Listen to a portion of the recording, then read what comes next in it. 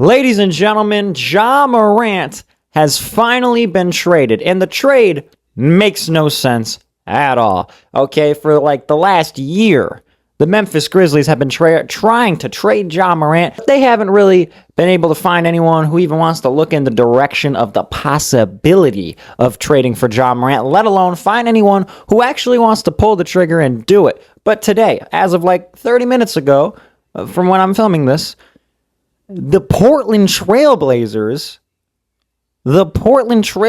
have traded for Ja Morant. That doesn't even make sense at all. The Portland Trailblazers just gave up Jeremy Grant and Chris Murray. That's such a nothing trade for the Grizzlies. But apparently next to nothing was reportedly the market value for Ja Morant. So I guess that makes sense. What doesn't make sense is why the Portland Trailblazers are the team to trade for Ja Morant. The Portland Trailblazers making a trade for Ja Morant doesn't make sense. You want to know why? Ja Morant's a point guard.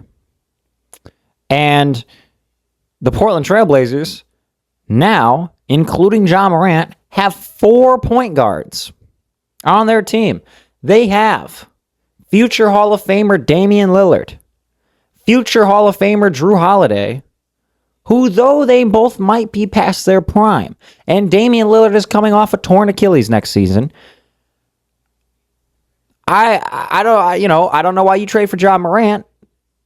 I think they're both better than Ja Morant, honestly. They provide more towards winning than Ja Morant does, and they also have Scoot Henderson, who in his first few seasons, he was kind of shaky, first few seasons kind of shaky, but the end of last season, Scoot Henderson was playing pretty good.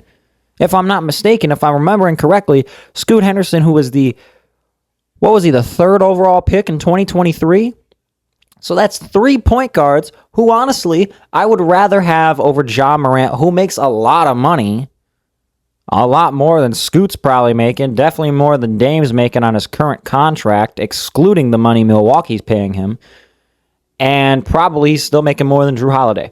So why this trade doesn't make sense unless they're about to trade Drew Holiday or Dame or Scoot, which why would you do any of those things to have Ja Morant? It's a trade that doesn't make sense. Ja Morant.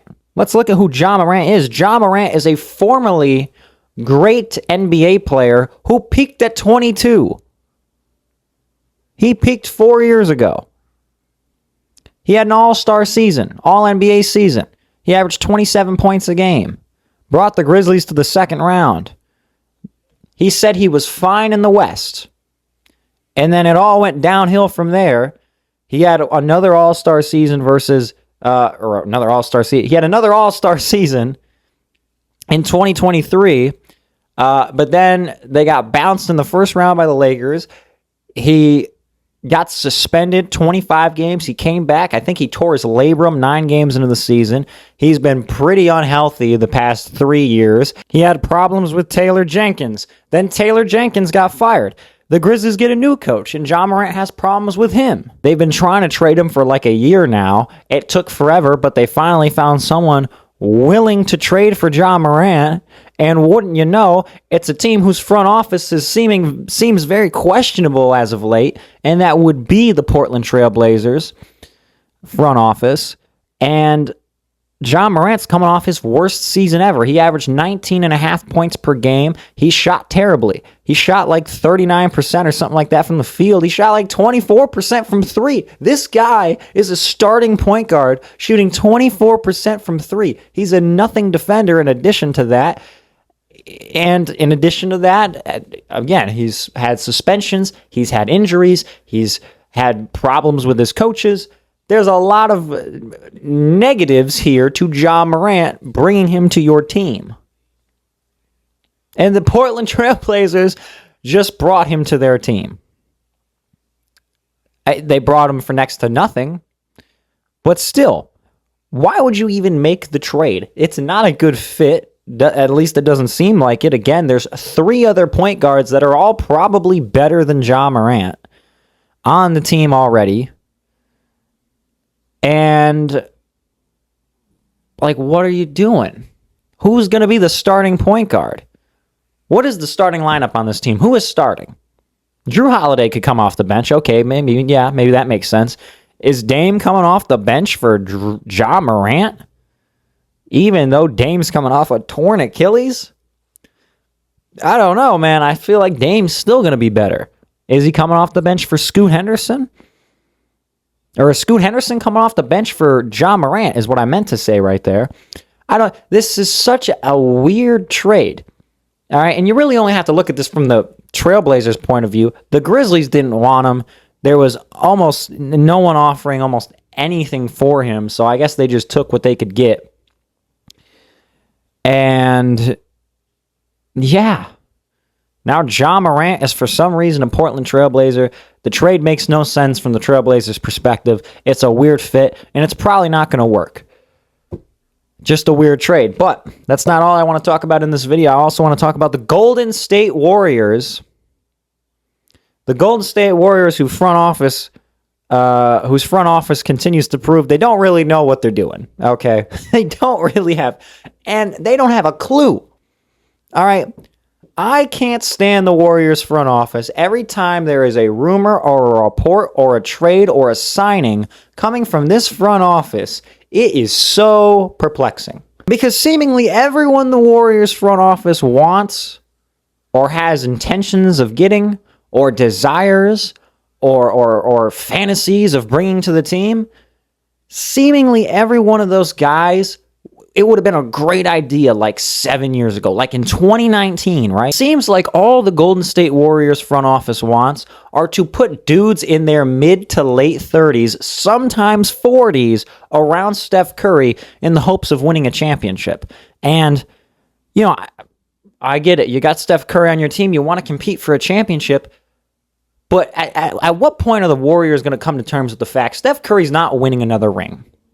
Not with this front office, he ain't. Because this front office can't come to terms with the fact that, first of all, they need to rebuild. Second of all, if they're not going to do that, they're not even going for stars who are in their prime. They're not going for stars who are actually going to make a difference.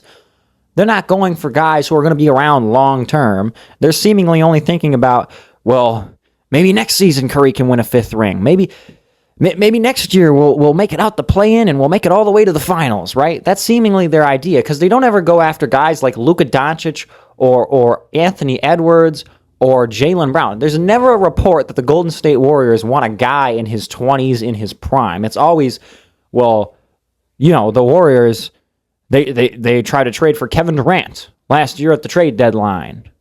Or they're trying to trade for Kawhi Leonard, right? And now, apparently, the Golden State Warriors are trying to trade for Anthony Davis in the hopes that if they do that, LeBron James will want to sign with them in free agency. Anthony Davis is in like his mid-30s.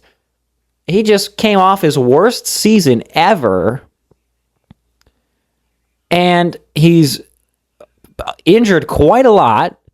He's not as good as he once was, and they want to trade for him in the hopes of signing LeBron James, who will be 42 years old in December. That's insane. And that's their idea. That's their idea of, hey, this is how we're going to compete. We're going to have this team that would have been awesome 7 years ago. This team that would have been great in 2018, 2019, 2020, 2021 even. We're going to have this team and we're going to compete for a championship. Except for the fact the roster would look like this. You would have Steph Curry pushing 40, LeBron James, who is almost 42 years old, Anthony Davis, who is always hurt and past his prime in his mid-30s, Draymond Green, who is past his prime in his mid-30s, Al Horford, who is 40 almost, if I'm not mistaken. And then who? Brandon Podziemski and Yaxel Lendenborg? Is that the team that Golden State thinks is going to win a championship? What? Look at the Warriors. Look at the Warriors over the last few years. Look at the people that they have apparently wanted and tried to get and the people that they've actually got. Look at their moves. They traded Jonathan Kuminga for Kristaps Porzingis, who, though Kristaps Porzingis, what is he, like 31? He's not as old as most of these guys the Warriors go for, but he is habitually injured, literally always injured. And you traded Jonathan Kuminga for him. And then look what else they've done. They traded for Jimmy Butler in his mid-30s. They signed Al Horford to a multi-year deal when he was 39 years old. They traded Jordan Poole for Chris Paul. Who, yeah, I get it. Maybe you don't want Jordan Poole on your roster. All right? Maybe you don't want Jordan Poole on your roster. But you're going to go and trade, what was he, 23 at the time? You're going to go trade him for 37-year-old Chris Paul, 38-year-old Chris Paul? How does that make sense? The answer is it doesn't. And it didn't help him win. And none of these guys that they've been bringing in, none of these old players past their prime have made a dent in the Warriors except for like Jimmy Butler for 2 months. And then look at the people they've apparently wanted. They tried to trade for Kevin Durant at the trade deadline last year with my Phoenix Suns. They've had rumors that they want Kawhi Leonard. I think I saw a report a few days ago that if DeMar DeRozan gets waived by the Kings, that they might want him. I don't remember if I was reading that correctly, but I probably was, considering DeMar DeRozan fits the description of players that the Golden State Warriors love, guys in their mid-30s. Kevin Durant, he's like 37. Kawhi Leonard's 34, 35. DeMar DeRozan's 36. These are the guys the Warriors have been linked to. Then the guys they've actually traded for, 38-year-old Chris Paul, 31, always injured Kristaps Porzingis, 35-year-old Jimmy Butler, and now they want 34-year-old, always injured Anthony Davis. They want 41, nearly 42 years old LeBron James. The Warriors front office is so bad. It's so bad. It is so bad. It's such a bad front office. They don't develop any young players at all. Not one. Who do they develop? Nobody. They don't develop anyone. This team, this organization doesn't develop young players. They don't go for stars in their prime at all. Ever, it seems like. So it's just like, what are we doing? What are we doing? What are we doing, Warriors? They won a championship in 2022, and they have done next to nothing good as a organization since then. Okay? Like, seriously. If really, they should just rebuild. But if they're going to try and convince themselves that they can actually contend, I don't understand why they don't actually go for players that would make a difference. I guess they try to get Giannis. There were rumors they wanted Giannis, but they were never going to get him. Just straight up, they were never going to get Giannis. There's no way. And like I said, they need to rebuild, because even if they did trade for Giannis, they don't really have anyone around Giannis and Curry that's making them a championship team. And also, if I'm not mistaken, their idea was, well, it was reported at least that their idea would have been, well, we'll trade Jimmy Butler and some picks for Giannis. Why would the Bucks take that? And now that's also apparently the idea with Anthony Davis. They'll trade Jimmy Butler for Anthony Davis. Jimmy Butler, who's 36 years old, he's going to make $60 million next season, and he just tore his ACL. Why would the Wizards do that deal? That doesn't even make sense. So yeah, that is the Trailblazers' terrible trade that they've made today, and the Warriors' reported, alleged, terrible trade idea. You know, these are just a couple of front offices that don't really know what they're doing right now.